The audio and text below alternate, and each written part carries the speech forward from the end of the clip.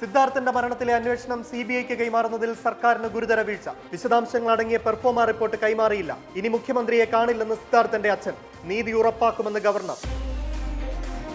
ED കസ്റ്റഡിയിൽ നിന്ന് ഡൽഹി മുഖ്യമന്ത്രി അരവിന്ദ് കെജ്രിവാളിന്റെ രണ്ടാം ഉത്തരവ്. സൗജന്യ വിതരണം തടസ്സപ്പെടാതിരിക്കാൻ മൊഹല്ല ക്ലിനിക്കുകളിൽ മരുന്ന് ഉറപ്പാക്കണം. പ്രധാനമന്ത്രിയുടെ വസതി വളയാനെത്തിയ ആപ്പ് പ്രവർത്തകർ അറസ്റ്റിൽ.